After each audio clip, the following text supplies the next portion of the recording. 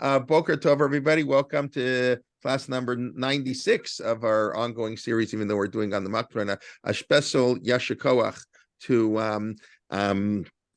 all the people who are coming Erev Rosh Hashanah. And I want to thank, I see Diana's online. I want to thank the Zaderer family who's sponsoring today's day of learning Erev Rosh Hashanah in memory of their parents. And Neshama should have an aliyah and should be for good occasions, have a wonderful year. And we should all be blessed with a good year of health, happiness, and peace. Okay, thank you very much. Okay, so last week we were talking about Ubechein, at how Ubechein tein pachtecha, Ubechein is a reference to Esther. Ubechein avo el hamelach, the same way Esther was very hesitant to go speak and beseech the king, so too that's sort of our approach. We're very nervous. We can't go to the king. Who are we? It's a very beautiful imagery. We don't really think of that. We don't Esther on Rosh Hashanah, and then of course Esther dresses up at the Bash Esther Machud, and she goes, and the king listens, and that's, I think we mentioned, that's why the minhag is to do Balayla Hahu, Nadadash Not Hamelech in the Rosh Hashanah tune. Balayla Hahu, Nadadash Not Hamelech. Because that's the Melech is Melech Malchei Hamlachim Kadosh Baruch Hu. What I didn't say last week, but after Chazan Malavani's class yesterday, of course, I was thinking of that. The way we begin the davening, it's very different. The way we begin the davening tonight and the way we begin the davening tomorrow morning. So we'll start with tomorrow morning, because that's what we're talking about. So the Chazan stands at the back of the shul. That's very interesting. Oh, he stands at the back of the shul, right? That's the minhag. I assume in all your shuls, that's what they do. The chazan stands at the back. And first of all, we start with the word hamelech. On Shabbat, we start at Shochenad. On Yontav ha'el b'tatzumot uzecha. Each one has its own theme. And of course, Rosh Hashanah, the theme is Malchiyot. More than Zichronot and Shofarot even. Malchiyot is the overarching theme of Rosh Hashanah. Hashem Melech, Hashem Malach. So the Chazan starts with the word Hamelech, but he doesn't just start. He stands at the back and he goes,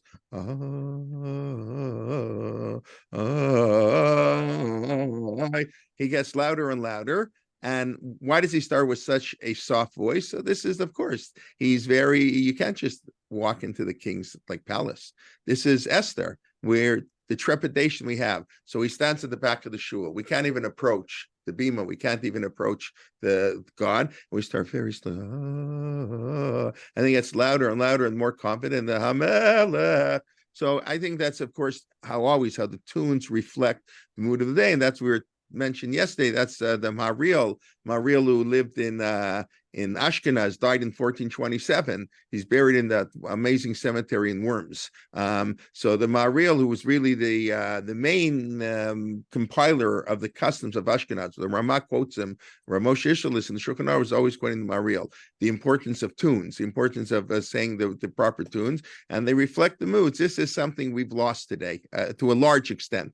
I've said, I don't want to pick on, God forbid, but this was one of the downsides of the Young Israel movement. The Young Israel movement was founded very beautifully to encourage Balabatim to get involved in American style, and not the European, not speaking Yiddish, no selling aliyot. It should be a modern shul. And that very wonderful things. But one of the downsides of that is because of very modern shul, they didn't want a chazan. They wanted balabatim to daven. No, balabatim, most balabatim don't really know how to daven. Even if they have a very nice voice, they're not trained in the proper nusach and modes and what tunes and the moods you're supposed to have. Rosh Hashanah Yom Kippur is usually better. That would be awful if the chazan doesn't know the nusach, but I'm sure you've all been to shul and somebody gets up to daven and it's I don't know, I sometimes have to walk out of shul, and maybe it's not a nice thing to say, but it's very important. So that's the melech, the great trepidation. Now tonight when we come to shul, it's very different. It's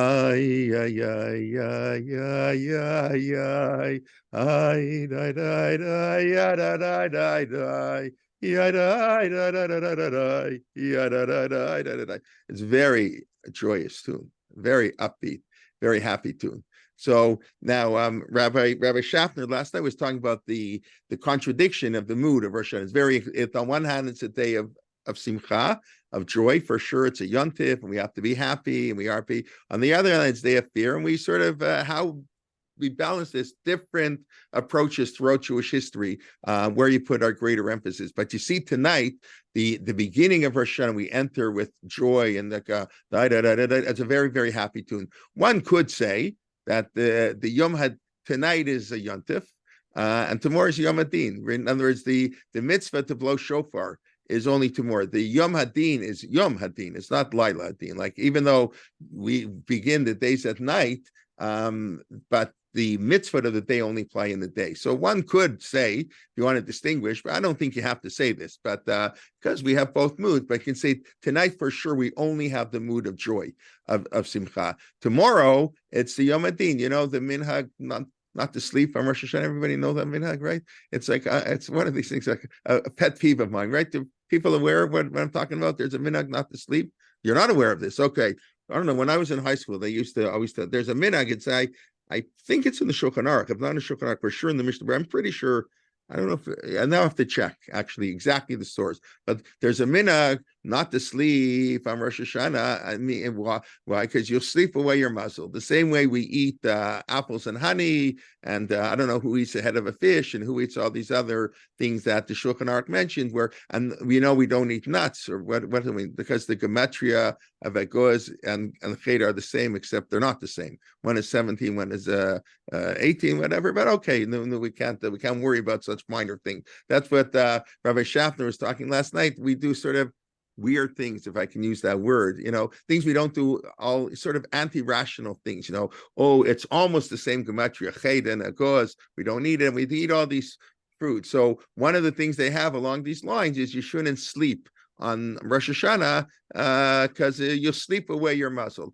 So I don't know. I think, unfortunately, this is one of the least important things you should worry about. What I mean by that, so the Mishnah Berurah already says this already is in the Mishnah Berurah, right? So it must be in the Shulchan Aruch. It must be commenting.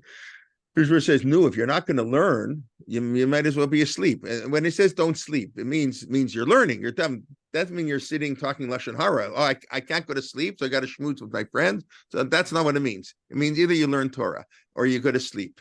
Or you might as well go to sleep. Rosh Hashanah is a tiring day. The poskim also point out that's not really a minute. What the minhag really it's not that at 3:00 in the afternoon.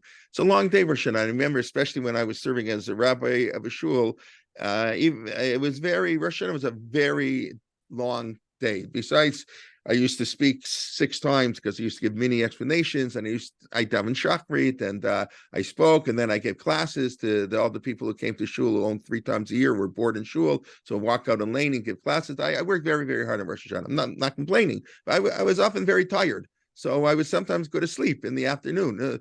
Usually on Shabbos afternoon, I don't sleep. But the minhag not to sleep, the poskim point out, is you should get up early in the morning. You get up early in the morning. You don't sleep in. How can you sleep in? And like on Shavuos, that idea, we stay up all night. How can you sleep in? So it doesn't mean you can't sleep at 3:00, but people take things and they sort of blow them out of all proportions. And what can you do? But okay, so those are the tunes. But that's the very joyous tune tonight. Ubechein avo el hamelach, ubechein tein pachtecha, ubechein tzadikim. That's in a very nervous, we're very trepidation to come to the king. Okay, so let's try to finish up Ubechein Tein Pachtecha, the first paragraph in the Machzor of the sort of the Rosh Hashanah davening itself, after the first 3 brachot, or it's towards the end of the 3rd bracha, and maybe begin the Ubechein Tein Kavod. So last week we were talking about kol. We ended up saying if you look in the first paragraph, Eimatcha kol masecha, kol mashabrata, kol amasim, kol abruim, kulam agudachad. Over and over and over, the idea of unity, and we stressed that that this unity on the surface, more than the surface, is talking about the entire world, right? The Rosh Hashanah is the universal holiday. Pesach is a specific Jewish holiday, and we have that in the. We'll come back to that in a few minutes, but the Malchut, Zichronot, and Shofar, let's say, also reflect these themes. For example, the Zichronot begin with Noach, basically, not with Avraham. Well, the first verses that we say, We're talking about Noach. Noach wasn't Jewish, but we're B'nai Noach. Everybody's descendant of Noach. So Rosh Hashanah is a very universal theme. So everybody call over and over again. And it's amazing how many times in one paragraph that everybody should come to recognize God, meaning Jew. Presumably, it means Jew and non-Jew. That's what some say. Kol Masecha. And Barata is everybody, all creations, and Masecha means are the Jewish people, but everybody comes together to recognize God. What you'll see, please God, in the Dvar Torah I wrote for Rosh Hashanah, it hit me. I mean, it's right there, but you don't notice these things. You can say something 100 times, and that's what the Gemara says. It's not the same 100 and 101 times. There's always some nuance insight. So, if I mentioned last week, this is the only time of year we play for Pachad and Ema. We normally have a relationship with God of Ahava and Yira. It's also semi-contradictory. Ahava means love and closeness, and Yira means awe. It doesn't really mean fear. It means awe. There's a certain sense of fear, but it's, wow, I'm blown away by the greatness. Those two are a little contradictory, which is one of the reasons we don't have a mitzvah to love our parents, right? We've spoken other times. There's no mitzvah to love your parents. Normal people love their parents, but there is no mitzvah to love your parents. It's because, there's a mitzvah to be in awe of your parents. And maybe most people are not so, I don't know how we follow that exactly in our generation, but that's the idea. You can't sit in their seat. You can't contradict them. Strictly speaking, it's different today, maybe because our society is different. Maybe these halachas are not exactly applicable. It's very hard to figure out. But, according to strict Jewish law, according to the Talmud, you're not allowed to agree with your parents. In other words, your parents are having a discussion, who to vote for, advice, whatever. They're having some discussion, and you're sitting there listening, and I agree with my father. The Gemara says, I can't do that. What do you mean you agree with your father? Who in their right mind could think you disagree? What a chutzpah? What do you mean I agree? I agree means I could have disagreed. So that's what the Talmud says. I don't think that's true today. I want my kids to disagree. I mean, depends on what, but we encourage. It's a different society. But yira is this form of awe. It doesn't go with ahava. Ahava is equality. The Talmud says is mainly by a spouse. It's true, love everybody. That's not really true. Your life comes first, as Rabbi Kiva says. You can't really love everybody. Yeah, a little bit. But is really talking about a spouse. Ava denotes equality. Yira denotes distance. So when it comes to our parents, you can't have both. There's a mitzvah of Yira, kavod and Yira. But so strangely, this is, of course, we go back and forth. This is our contradictory relationship with God. On the one hand, we have ahava with God. We have to love God. On the other hand, there's a distance we have to have from God. And that's the dichotomy we live with, how to sort of manage that. And both are true at different times. But pachad and Ema we never have. That's what Rav Soloveitchik points out. And they translate I have the I don't know if it's the same as the Art Scroll translation or a special one for in Rav Soloveitchik's the matzah they put out with the Rav Soloveitchik's teaching. They transferred as terror and dread. That's pretty strong words. It's even terror and dread. So Rav Soloveitchik said this is the one time of year. This is the one time of year, and we explain Pach means a renewal, an understanding that I made mistakes. When it hits you, we discussed last week with Yitzchak, all of a sudden you realize 20 years of work, oh my God, I'm going on the wrong path. It's very hard for people to do that. All of a sudden, wow, oh my God, everything I've done is no good. So that's pachad. That's a tremendous fear overtakes a person. We don't want to make that realization. That's why it's so hard. Once people get involved in a project, that's true in business, it's true everywhere. In politicians, everybody, they get involved, it's too late. That's what's that called in psychology? The sunk cost fallacy. I spend the money, so somehow you feel you have to continue. The money spent, what you did is done. It doesn't matter. What you have to do is do better, but that's very hard for people. Anyway, that's all very nice. So, but then we switch. We go, God should give us terror, dread, then all of a sudden we're switching to Yira. Yira is a much softer. It's awe of God. So it's apparent that Pachad and Ema have to be translated into Yira. have to be translated into Yira, that it's a positive thing. Pachad and aim are kind of negative. You can't have a relationship built on pachad, on fear. That's cannot be. You can't be in awe of your spouse. You have to love your spouse. That's what the Netziv quotes when Yitzchak went to where we read about Yitzchak. We read about the first families. That's the laning on Rosh Hashanah. Very interesting. We don't read about creation. So we read about the birth. We mentioned the birth of Rivka. So when the servant goes to find a wife and brings back, so Rivka is riding on the camel and she sees Yitzchak, and what does she do? Anybody? Somebody? Anybody with me? What does she do? Jumps off. She falls Off the camel and she covers her face. Why does she fall off the camel and cover her face? So then Netziv writes, she was nervous. Oh my God. Rivka, like, she was very worldly. She grew up in Laban's house. She knew the tricks of the trade. She was very different house. Yitzchak agreed to go to the altar. That's half our davening on Yom Kippur. Half of the slichas say, God, remember what Yitzchak did. Remember Avraham, and it's more Yitzchak. That Yitzchak was willing to go, and that's the second laning. Yitzchak was this pious person, a little bit unworldly, a little naive, we might say. He didn't see through Esav. We Jews suffer from what I call the Yitzchak syndrome. The Yitzchak syndrome is we don't see evil in others because we're so good.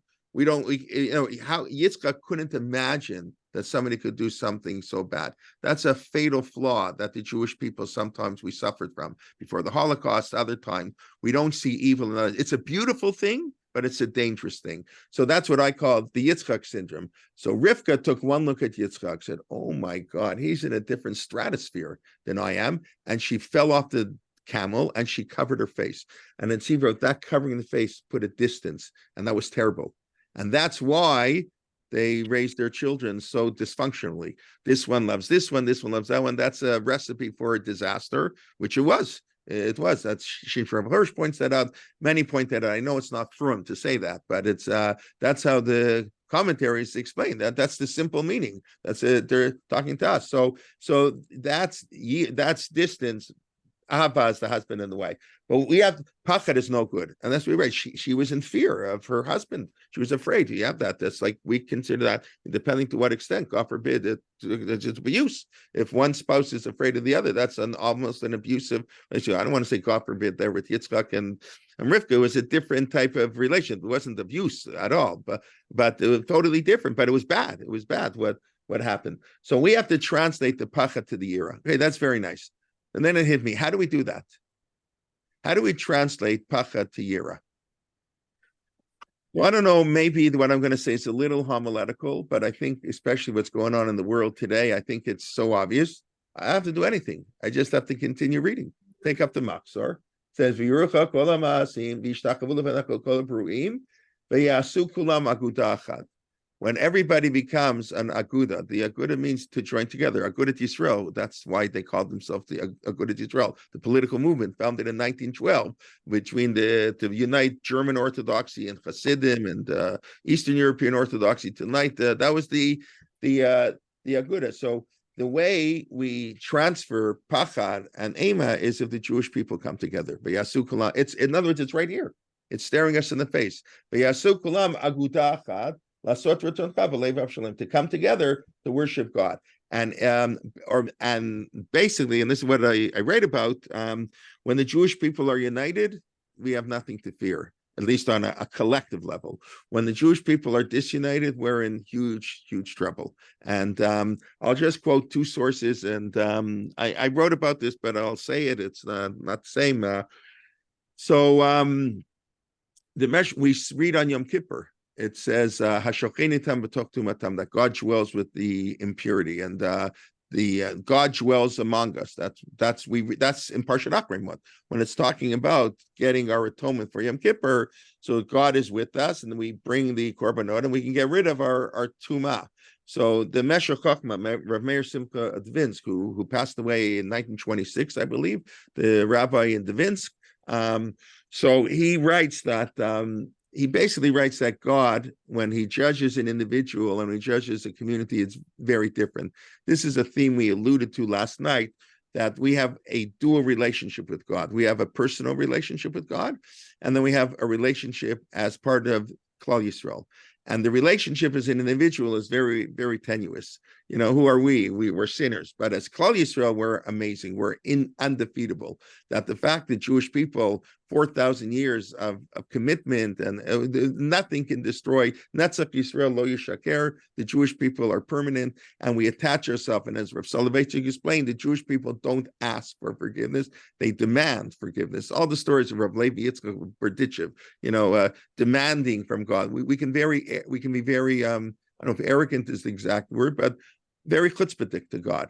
That's very chutzpahdik. As a community, we can be very chutzpahdik. As an individual, we can't be chutzpahdik to God. So he writes that when it comes to individuals, so what does God care about? God cares about, at least for an observant today, maybe it's all different. People don't know, but somebody grew up in the classical way of the relationship between an individual and God. Do you keep kosher? Do you keep Shabbos? What we call Torah Mishpacha, the basic mitzvah. You daven, are you what quote unquote a religious Jew?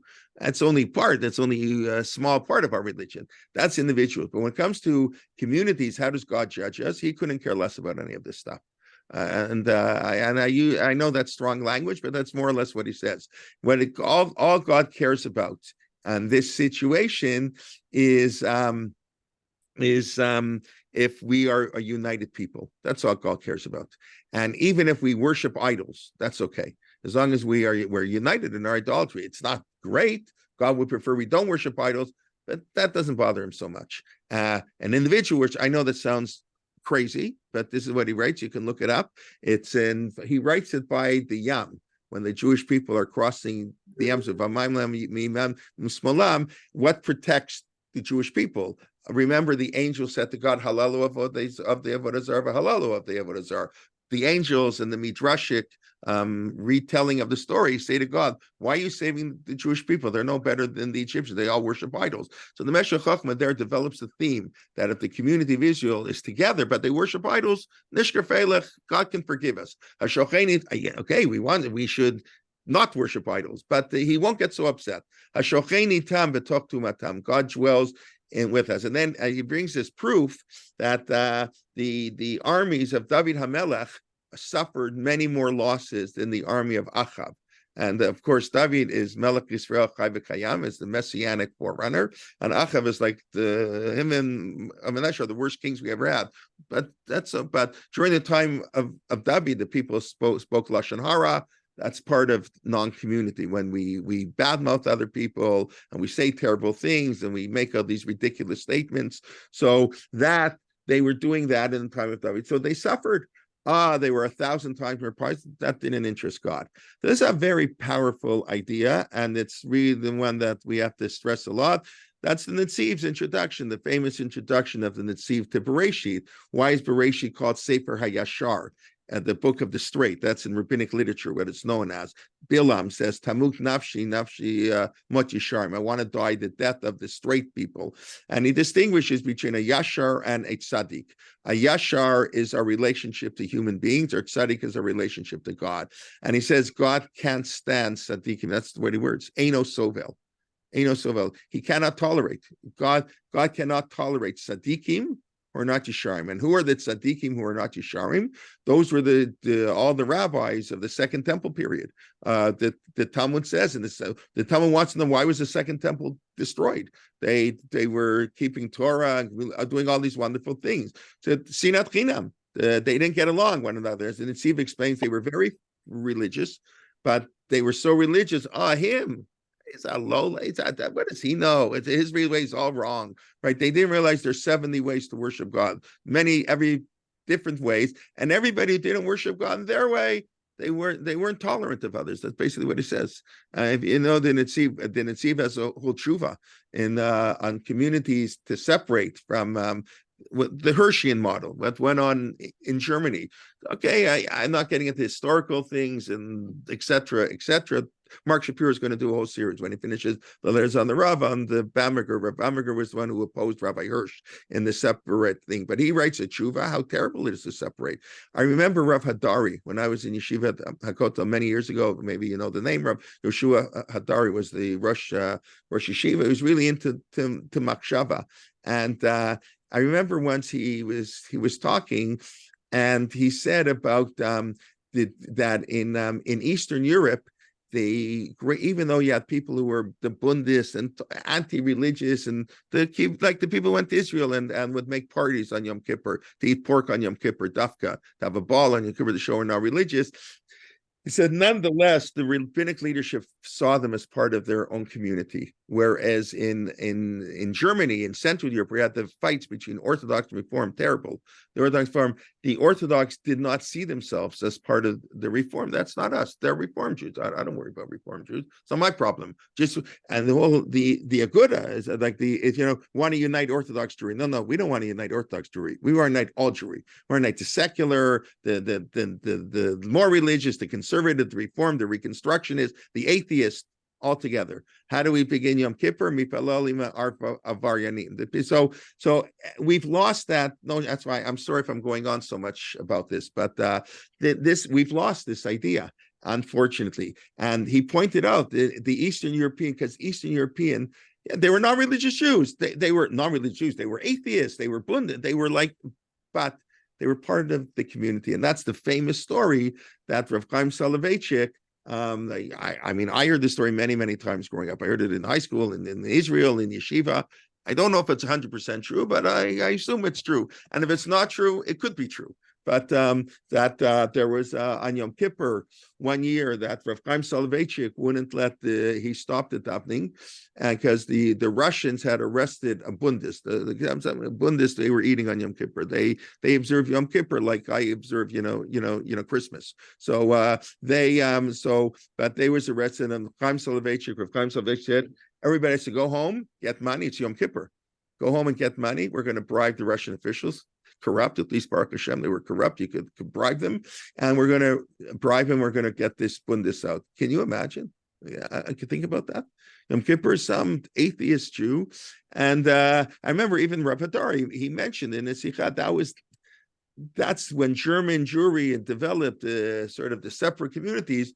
So you don't see them as part of you. I think it's very sad. I wish we could live in a post-denominational Judaism. More religious, less religious, but whatever. It is what it is. But at least we should get along, and it's very important. And take the Meshach Chokmah and the Netziv to heart that therefore God wants us to get along. Yeah, we're going to worship idols. We're going to worship idols. No. I don't want to minimize that idolatry is a good thing. I have mentioned in the past that idolatry does us something very good. It's avodah zarah. In other words, Rav Lichtenstein wrote. They have it in the volume on Rav Lichtenstein. The Rav famously wrote.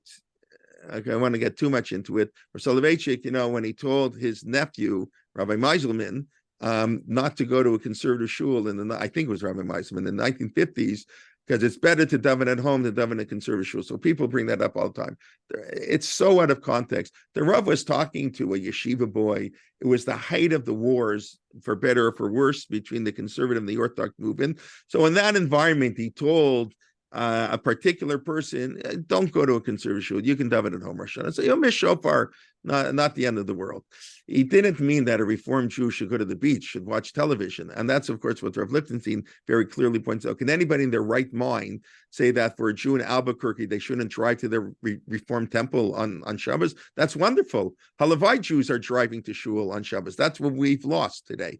That would be wonderful if more Jews driving, more Jews not driving, but because the Jews who aren't driving, the Jews who aren't driving to shul, it's not that they're going to shul and not driving, it's they're driving to the golf course and they're driving to Yorkdale. The 3-day-a-year Jew is less and less, and that's a tragedy. In other words, I don't know where everybody grew up and what type of shuls you went to, and how much more crowded your shuls were on Rosh Hashanah. But I imagine in this group where most of us are beyond 20 years old, so I think we probably pretty much all grew up in shuls that were 5 times as crowded on Rosh Hashanah Yom Kippur than they were the rest of the year, and that's not true anymore. That's not true because those Jews aren't coming to shul anymore. Their kids, the grandparents from Europe, the Holocaust survivors, schlepped the grandchildren to come today. They're not alive anymore. It's a whole different world. And I think I mentioned, I see it by the lack of cars on our street. We're about 2 blocks from a conservative shul. And for years, the cars were parked like 5 blocks beyond us, all on our block, all over the place, because there's no room. The parking lot can hold 200 cars. For a regular Shabbos, that's nice. But when they have 2,000 people on Yontif, they couldn't hold them. Today, you can park on our street, no problem. No problem with the cars. That's a terrible thing. So halavai, Jews should drive to shul. Anyways, I think that's what the makzor means. At least that's what I'm going to be thinking of this year. We have pachad and yira. The Jewish people are disunited. There's a lot to be fearful for. But if yasu kulam aguda achad, then we can have. Then, of course, the goal is lasot ritzon chabalev shalem. But only if we're united can we possibly come to worship God. And you know what? Somebody's going to worship God. They're going to go to their own shul, and there's not going to be a mechitza, and they're going to have a this minyan and a that minyan. Good, Baruch Hashem. You don't think it's right? Talk to them. Let's sit down and learn together. Come together, whatever it is. Okay, but that's what all the commentators point out. It sounds. I'm sure many of you are looking at me like I'm nuts because of the wars that were fought with, especially the conservative movement. Reform was like distance. Those were the wars of the 19th century. But in the 20th century, the wars were fought with the conservative movement. So this sounds too engaging, but that's exactly what the Meforshim say. And I think there's more of a realization of that today. I think the people who work in the Baal Tshuva movement will tell you their goals have changed. It used to be that in the Baal Tshuva movement, the goal was to make you a Shomer Shabbos. And if they didn't make you Shomer Shabbos, that was kind of a failure. If you study a little bit what's going on in the Baal Tshuva movement, today the goals are much different. The goal is to have you marry a Jew, to go to shul on Rosh Yom Kippur, go to Reform shul, doesn't matter, go somewhere, connect to the Jewish community, because there's a realization, believe me, that helps. And I've mentioned many times, the reason the Baal Tshuva movement is drying out because the conservative movement is tragically dying. And that was the source of most of the Bali Tshuva. They're not coming from the Peach and Rosh Hashanah. The Bali Tshuva are the people who went to Reform and whatever conservative and want to go, and want to come closer. They saw some meaning. Anyways, if otherwise there's pachad and yira, and this, I say, especially with what's going on now, I think it doesn't matter who's right. It really doesn't matter who's right. It matters that the Jewish people get along. That's I remember Rav Shechter once told us to lighten up a little bit the story. Rav Yisrael, apparently, again, I don't know if these stories are true, but it doesn't matter. Rav Yisrael Salanter, the founder of the Muslim movement. By the way, talk about what's important and what's not important. I'll tell you 2 famous lines. Rav Yisrael Salanter, what's the most important thing about Yom Kippur, about davening Yom Kippur? You know what Rav Yisrael Salanter said? The most important thing says, when you come to shul, you're a little late and you go into the row, don't step on somebody's toes. That's the most important thing about Yom Kippur. They tell the story. He was once walking in the street and he said before Yom Kippur, and he greeted somebody and the person didn't respond. So the other person said, oh, he's thinking about tshuva. He's thinking about how to do tshuva. So he was so focused. He responded, he said, because he sinned, he doesn't say hello. What does one do with the other? There's an obligation to say hello to people. Rav Yochanan ben Zakkai, the Gemara praises him for he saved Judaism. Without Rav Yochanan ben Zakkai, we wouldn't be here. He negotiated with the Romans, got the Yavneh, the Mishnah. Everything is because of Rav Yochanan ben Zakkai. He was willing to give up Yerushalayim. Whether you can do with that what you want, but he didn't think Yerushalayim was so important, because it isn't. It's more important the Jewish people come together and unite and rebuild after the terrible polarization of the Second Temple. So Rav Yochanan ben Zakkai, what does the Gemara say his greatness? Lo hikdimu adam shalom yolam. No one ever said hello to him before him. He was always the first to greet people. And I know I always like to quote the story. I haven't quoted for a while. I think in the biography of Rav Yaakov Kamenetsky, great, someone who appreciated this, who had a love of people. I'll tell you even a story if I can tell you on a personal level. I remember my father telling me that Rav Yaakov Kamenetsky had been rabbi in Toronto in the 30s. So people don't know that. Before he was famous, I think I mentioned how when my grandmother would ask him shilas, he was so friendly. Mrs. Friedman, how are you? He had this very friendly. So my father told me that he walked into a room and Rav Yaakov there, and Rav Yaakov, he stood up for my father, and my father was like taken aback. And you have to understand, my father was a rabbi in a conservative shul. That's the generation of the 50s in a traditional conservative shul. We were all brought up Orthodox, but here Rav Yaakov Kamenetsky is standing up for someone who's serving at the pulpit of a conservative shul. So that's Rav Yaakov Kamenetsky. That was a special person. So they have in the biography about him when he would. After he died, I think a group of nuns came to pay Shugal. He lived in Muncie near a convent, and the nun said he was this old man. He was the only one who said hello to us when he passed the street. All the other yeshiva are going to say hello to a nun. What are you, crazy? So Rav Yaakov Kamenetsky greeted the nuns. How are you? How are you? Whatever. That's a beautiful thing. That's it's universal. Jews have to have this universal approach, love of all humanity. All humanity is created. So they have a different religion. So they're doing avodah zarah. They're seeking God. Beautiful. That's a beautiful thing. You don't like it? Try to teach them. That's what the Ran writes. Why did Abraham send his servants halfway around the world? What do you mean? The Lavan, not such great yichus, Lavan. What do you mean? He couldn't marry somebody there? So he has a whole thing. I don't know how he develops this whole idea that there's a difference between philosophical sins and character sins.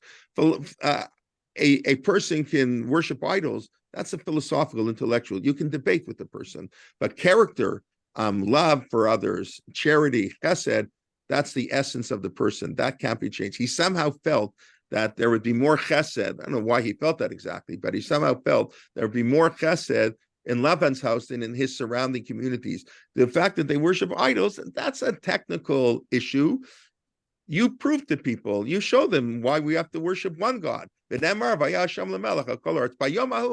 to take time. We have to bring people, that's the end of Malchiyot, right? To everybody recognize. Right now, they don't all recognize God. Okay, but character, that's who you are. That's what they commented. That's how the Run develops. That other people say the same thing.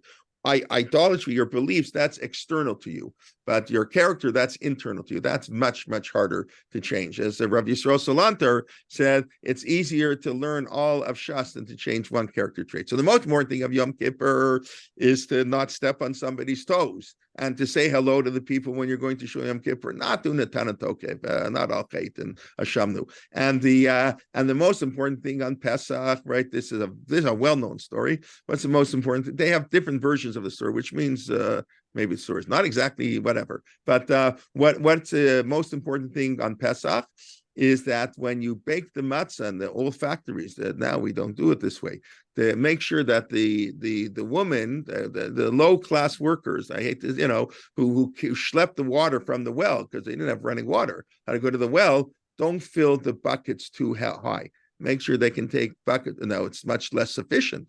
You have to pay more money. It's going to take them more time. So the employer wants to let them schlep 50 pounds of water. No, only 10 pounds of water. They'll do it 5 times because it's too heavy. That was the most important thing. They tell the whole story like that they asked them to give hashgacha on a factory. That's what they have now in Israel. I forget what's called Tavayasha or something. They asked him to give a hashgacha, and he said no. What do you mean no? We do every chumrah in the book, every little thing about kashrut, every yeshomrim in the Ramah. Said, yeah, that's very nice, but you don't treat your employees properly. You don't pay them enough. You work them too hard. I can't give you kashrut on that. That's so again, I don't want to get into policy decisions. So is kashrut only if the food's kosher? But you understand the point I'm saying. So that's we get too focused on the on the beautiful things, especially Rosh Hashanah is very beautiful. I find it beautiful davening. To hear your notifications, follow the notification on your phone to turn.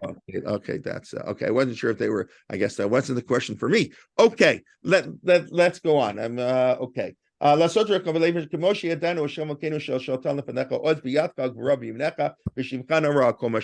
this we'll do very quickly. Just run through that. Everybody should know that you are the master of the world. Malchiyot. We mentioned this is the Malchiyot of Rav Yochanan ben Nuri.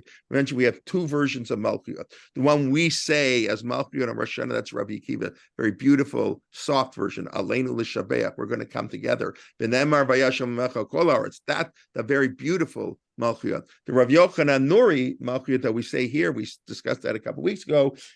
This is a harsher Malchiyot, fear and trembling, and it's a much different. Rabbi Akiva had a much softer version. But here again, to know that God is all powerful, He controls everything in His hand. B'shimcha Norah. Norah, it's the Yamim Noraim. How do we try? We translate Yamim Noraim as days of awe, right? Or they say in English, high holidays. Doesn't mean high holidays, but Nora'ah is more than awe. Yira is awe. The Yamim Yiraim would be the days of awe. Yamim Noraim is days of fear and this terror and dread. So that's what he said. Yishimcha Norah, your awesome name. How do they translate in English? Now here they do the awe. Okay, I'll call Mashabrata, that everything should have a recognition of God. Now I also will point out something interesting. We talk about Maseka and Barata, Bara and Masim, the creation of God and the things that He did. Masim and Bria. What's the difference? So if you look, let's share my screen for half a minute. So if you look in Bereshit, where are we going here? Okay, look in Bereshit. So the Abu Durham points this out. Bereshit bara Elohim et hashamayim v'haaretz. So bara, you have the word bara right at the beginning of creation. The heavens and the earth were created by God. Then pretty much everything else is what God did. Let's see, Vayas Elohim et harakia, and God did the rakia. Let's go. Okay, where is it? But that's here. Bates pri osepri. Okay, a little bit. They have more of this. Yi morot Valayla, Vayas Elohim, and God made the two Morot Hagdolim. Vayivra Elohim here. So here you have by the Tananim Hagdolim, you have the word Vayivra again, but otherwise you go back to Vayas. So it's the Aretz by the animals, Vayas Elohim et Chayat Haaretz. God made Naseh Adam B'Tzalmenu. Interesting. Naseh, it's Asiyah, and then when He creates man, it's Vayivra. Vayivra is like a higher level. Most of it is what God did. Bria is sort of a higher level of fashioning. So we pray now. We pray Ema and Yira. So some want to say, I just is based on what the Abu Drahams means. That what's the difference between Ema and pachad. So we translate it as terror and dread. I don't know what the difference between terror and dread is either, mind you. So what's the difference between Ema and pachad? So the Abu Draham, the classical commentary in the Siddur, 14th century Spain, the Abu Draham says that Ema is a higher form of fear. Okay, in other words, it's we have this. One means, we have different words in English. They mean one's a higher level of that. So Ema is more. It's so he says the Ema adcha kol masha barata. The barata is the human being. The animals were made, but the barata is on the human being. So a human being has to have a higher level of recognition of God, more than, or perhaps, maybe this is a little, some who want to say, they don't say it in this context, but they say Bria refers, let's say one refers to Jews and to non-Jews. We expect more. We expect a higher level of awe of God from the Jew than we do from the non-Jew. Okay, perhaps. Then some want to explain that Ema and Bria are Ema means a distant danger, and Bria and Pachad means a present danger. So we're pretty good, right? When there's pachad, they announced in school, they did like a moment of silence, the whole thing on 9/11. It was on Monday. So of course, all the kids in high school, none of them were alive in 9/11. So they don't, I tell them the world I grew up in, the world you grew up in are totally different because of 9/11. And of course, it was right before Rosh Hashanah. I'm sure we all remember that. So that week, more people went to shul. When there's pachad, that's when people feel God. When someone, God forbid, gets sick, there are terrible things, earthquakes like this, floods. That's when people go to shul. That's when people are afraid. So the idea that we're praying for Ema and for Pachad and Ema for the Bruim might mean perhaps what one of the ideas is that the same way we pray for present dangers, we have to be concerned for long-term dangers. And that's human beings, especially businesses, have to give a quarterly report. There are very few people, politicians, unfortunately, because they're concerned them only one election cycle. It's a very, very, very rare politician who will do things that he knows will cost him an election because it's better for the future. They're concerned with now. That's human nature. It's very sad, tragic. That's why Rav Soloveitchik called politics kulo sheker, complete lies, because people do whatever. Okay, I don't have to say more. But that's true in business, true in all of our life. It's true about climate control. If you read Dan Kahneman's book, on behavioral science, his phenomenal stuff. One example of why I'm thinking of this, even in the NFL draft, teams will trade way more to get some guy who's being drafted. They'll trade future draft picks, 6 first-round draft chips to get one player now. And all the research shows that's a ridiculous trade. Like it never works. And why? Because we think too much in the present. We don't know how to think in the future. So that's Ema and Pachad, perhaps, that the Pachad is the dangers we see before us. That's a little bit easier. But the truly great person, the person who truly sees the long-term impact of what they do. And that's a way they just say that a great Rabbanim, great Gedolim, that what made them great is they had a perception that A leads to B, that leads to C. That's what a great postic does, right? The reason you can't ask Rabbi Google, there are many reasons you can't ask Rabbi Google your question. You can ask Rabbi Google for information is because Rabbi Google has, first of all, he doesn't know you, has no personal perspective, but he also has no idea really of the implications of what we're doing. A great posek has to understand, and that's why the Talmud sometimes says people don't like this so much, but you have to understand it makes a lot of sense. The Talmud says, halacha v'ein morim king. There's a law, but you're not supposed to tell people. Maybe those in the know can do it, but we don't publicize it. It's a little bit dishonest. So usually we don't do this, but every once in a while, publicizing something, even though it's legal and it's okay, we don't do everything because what it will lead to. If you want to take, what it will lead to can be very dangerous. You want to call it a slippery slope, however you apply that. But I thought that was a very interesting idea that Ema and Pachad refer to the things that are before us, present, and things that are distant. And the Bruim, those who are created, like man, has to have we don't expect an animal. Animal only thinks for the here and now. That's Masaka. That is Pachad. But Ema can go on Briot. Ema can go on human beings who were created. They can have a long-term perspective and can understand what to do. So I thought that was an interesting idea. Okay, now we have to worship God, B'leivav Shalem, right? Where do we say that? Oh, with a full heart. So what does it mean with the full heart? So the simple meaning with the full heart. Yeah. Hello? Pardon? Let me just... okay. All right. I'll mute everybody. Sorry. I'm happy to interrupt you if you have any questions, but okay. B'leivav Shalem, as we discussed in the Shema B'chol Levavcha, that with our good heart and our bad heart, as we say, our Yetzer Tov and our Yetzer Ra. We have to channel. We have negative traits. That's what it means to be a human being, and that's okay. We discussed how we grow from sin. It's okay to make mistakes. God wants us to make mistakes. God wants us to sin, so we can learn from our sins. So we have to channel the Yetzer Hara in our worship of God. But I think Rav Soloveitchik used to complain. He would talk about there are many great things he would say about American Jewry, but things he didn't like. And there's like a lack of excitement often for Yiddishkeit. I think that's, I don't want to get into, I know it's already dangerous to mention it, but the whole Uman phenomena, which I don't understand it, but okay, it's a different world, but Beseder. What I think, I don't know. I think people are going because they find there's an excitement, there's a joy, there's something, real, as opposed to sort of, sitting in your chair and whatever. There's something to get your heart into it. It's got to be careful. The you can't let your heart lead you astray. But the idea to be in Judaism with the full heart, that's what Rav Soloveitchik said. I think I mentioned this recently, that we have Jews in America. Remember, Rav Soloveitchik passed away 30 years ago.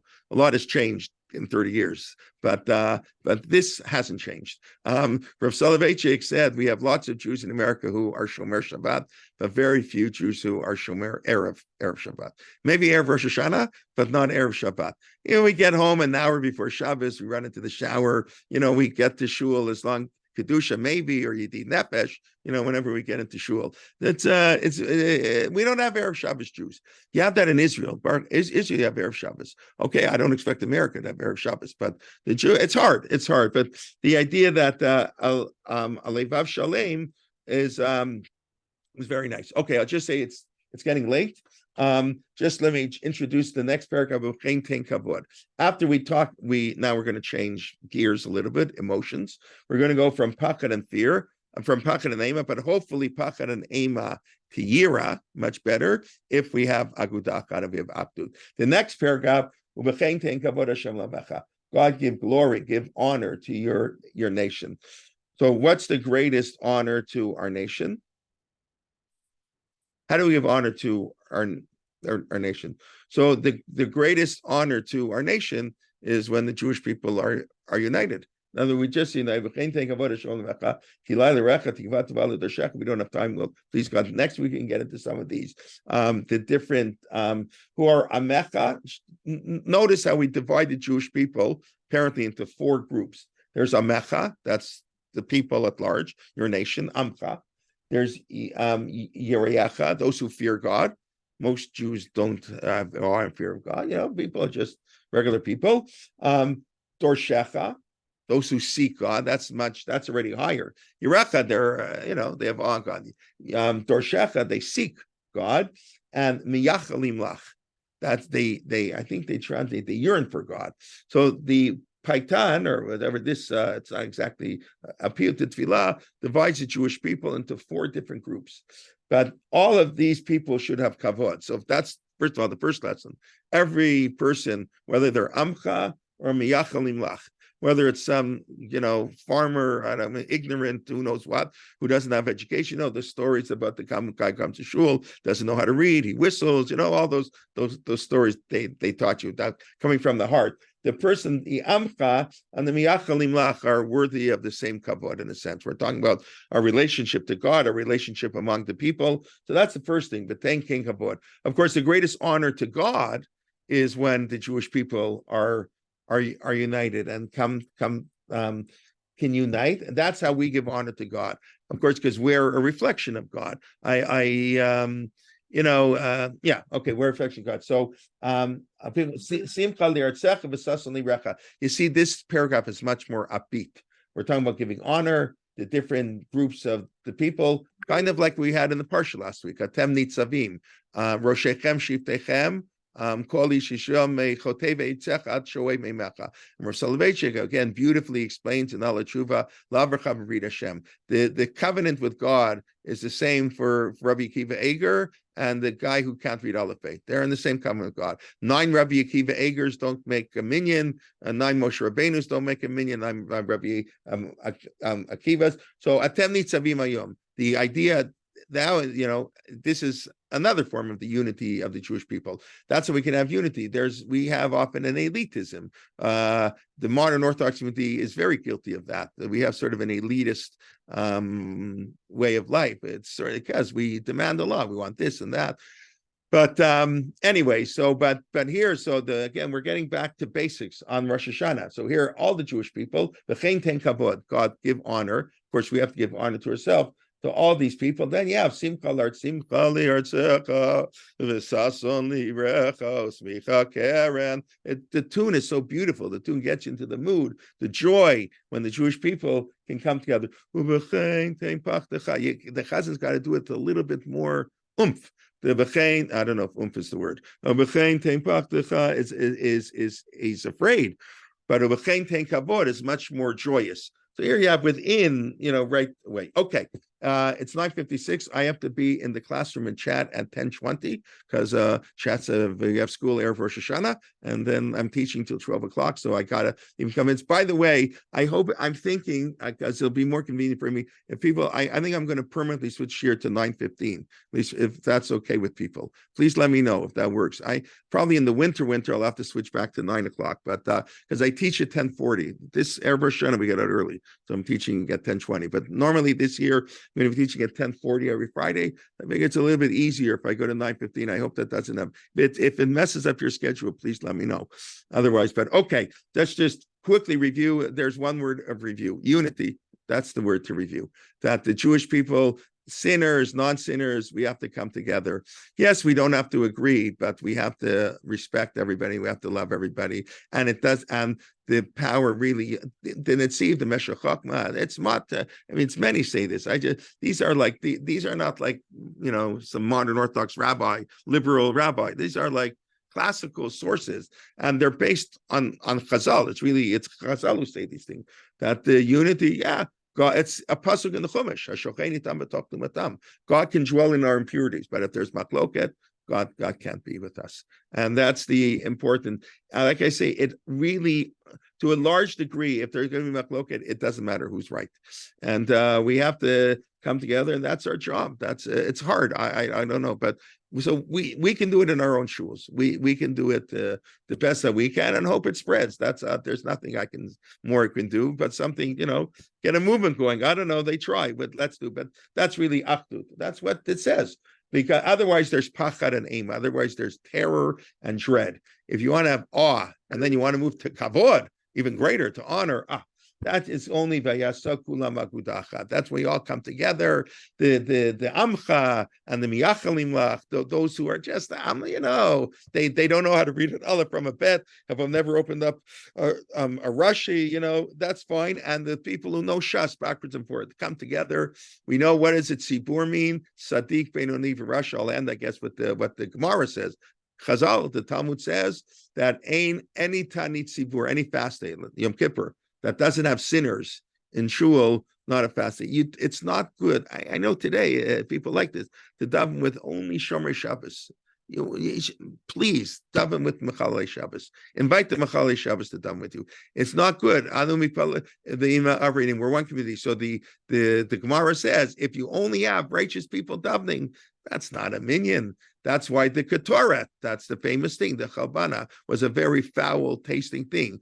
When you want to surround them with nice, observant people of chesed, but you have to bring in the smelly Ketoret. You have to bring in the smelly spice, one of the spices of the Ketoret, so that can go on. Okay, so that's the Chazara unity. Okay, just let me quickly take a look at my topic. Israqi has been questions. We learned how to sing the piyutim in the Maghreb Star. Okay, that you'll have to show me. I have no idea what that is. Okay. I try to love all Jews. It's not always easy. That's a hard mitzvah to love Jews too.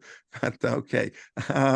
We have to work on it. Yeah, it's nice. I gave a whole shir on unity, but it's not easy. It's not an easy mitzvah, but we have to work on it. Thank you very much, Rabbi. Thank you very much, and Shana Tova for you too. Thank you. Okay, right. I'll end with the story J.J. Shechter used to say. If I can, at some point though, we learned the minyan from the Meraglim. Correct. Concept of a minyan is right from the Meraglim. J.J. Shechter tells the story. I forget his name, up to Rabbi. He was a Hasidic Rabbi known for his Avat Yisrael. So he said everything in every portion of the Chumash all talks about Avat Yisrael. The entire Chumash is about loving other Jews. So they say, love, really? What about Parshat Balak? That's what it says. Balak. Where's Balak? Talk about Avat Yisrael. Says Balak. Balak is Rosh Tevot. V'ahavta l'reacha kamocha. So the guy looks at him like, you're out of your mind. Falach. Okay, beit, va'ahap, the beit and the vav, lamet, balak, l'reacha, kamocha, we don't spell it like kamocha. So he says, when it comes to Avat Yisrael, you can't be medaktik on the otiyot. When it comes to love of Jews, you can't be so nitpicky. So it's okay. It's such a beautiful story. And that's what we have to try to get. Okay, I want to wish everybody really a wonderful year of peace and unity and all good things, for brachot, happiness and health. And we should come together. Jews come together. Zoom, Baruch Hashem, we can bring Jews together and from everywhere. And let's hope that the Jewish people take the davening, seriously. There are lots of people who think this, who know this, who understand that this is the call of the hour. Every generation, every time has a particular overarching thing we have to worry about. And I think we all agree this year it has to be the unity of the Jewish people, Agudah Chad here, and of course, more importantly, in Israel. And we should have a wonderful year. Okay. So please God, I'll send an email. Please God, we'll go 9:15 next week. And okay, have a meaningful Rosh Hashanah and all the best. Thank you very much. Bye-bye. Thank you.